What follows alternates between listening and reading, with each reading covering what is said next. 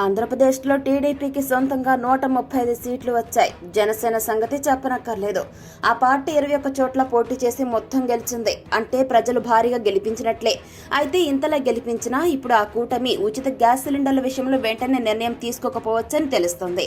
దానికి ప్రత్యేక కారణాలు ఉన్నాయి. ఏపీ ప్రభుత్వ ఖజానాలో మనీ లేదు, అప్పులు మాత్రం చాలానే ఉన్నాయి. వైసీపీ ప్రభుత్వం మొత్తం ఎన్ని అప్పులు చేసిందో ఏమో గాని మొత్తం లెక్కలు బయటకు తీస్తే గానీ తెలియదు అని చంద్రబాబు మొన్న అన్నారు. అయితే తెలంగాణలో బీఆర్ఎస్ ప్రభుత్వం 7.5 లక్షల కోట్ల అప్పులు చేసి 3 లక్షల కోట్లే అప్పు ఉందని చెప్పింది. తీరా కాంగ్రెస్ ప్రభుత్వం శ్వేతపత్రం రిలీజ్ చేశాక అసలు విషయం బయటపడింది. ఇక ఏపీలోనూ అలాగే జరుగుతుందా అనే టెన్షన్ అనేది కూటమిలో ఉంది. ఇదే ఉచిత గ్యాస్ సిలిండర్లపై ప్రభావం చూపుతోంది.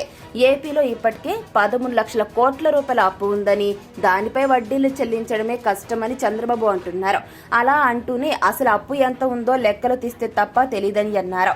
అంటే ఆయన ఉద్దేశం అప్పు ఇంకా ఎక్కువే ఉంటుందనే ఆలోచనలో ఉన్నారు. మరి కొండలా అప్పు ఉన్నప్పుడు పథకాల అమలు చాలా కష్టం. కొత్తగా అప్పు తెచ్చే పరిస్థితి లేదు. ఇదే కూటమి ముందు పెద్ద సవాలుగా మారింది.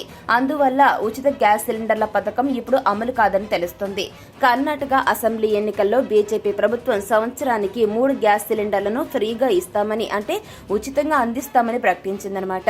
వాటిని ఉగాది, వినాయక చవితి, దీపావళి పండుగల సమయాల్లో ఇస్తామని చెప్పింది.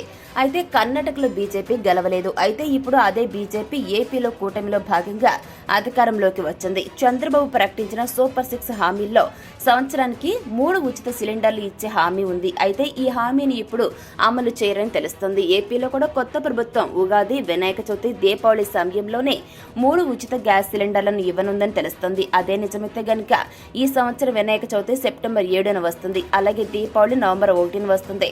ఇకపోతే 2025లో ఉగాది మార్చి 30న వస్తుంది. అందువల్ల ఈ 3 తేదీల్లో ఉచిత గ్యాస్ సిలిండర్లు ఇవ్వాలి అని ప్రభుత్వం అనుకుంటే ఇప్పుడు ఈ పథకం అమల్లోకి రానట్లు. మొదటి ఉచిత సిలిండర్ కోసం గణేష్ చతుర్థి వరకు ఆగాల్సిందే. అంటే 3 నెలలు ఆగాల్సిందే. తెలంగాణలో కాంగ్రెస్ ప్రభుత్వం 500 రూపాయలకే గ్యాస్ సిలిండర్ పథకాన్ని వెంటనే అమలు చేయలేదు. ప్రభుత్వం ఏర్పడిన 3 నెలల తర్వాత అమలు చేయడం జరిగింది. తద్వారా ఆ 3 నెలల్లో ఈ పథకం కోసం కొంత మనీ పోగేసి అప్పుడు అమలు చేస్తుంది. తెలంగాణలో కంటే ఏపీలో అప్పులు ఎక్కువగానే ఉన్నాయి కాబట్టి అక్కడ కూడా ఉచిత గ్యాస్ సిలిండర్ స్కీమ్ వెంటనే అమలు చేసే సిచ్యువేషన్ ఉండకపోవచ్చని అంచనాలు ఉన్నాయి. అర్జెంటుగా అమలు చేయాల్సిన పథకాలని ఈ నెలలో అమలు చేస్తారని తెలుస్తుంది. అందువల్ల ఫ్రీ గ్యాస్ సిలిండర్ స్కీమ్ కోసం మరో 3 నెలలు ఆగాల్సిందేనని తెలుస్తుంది.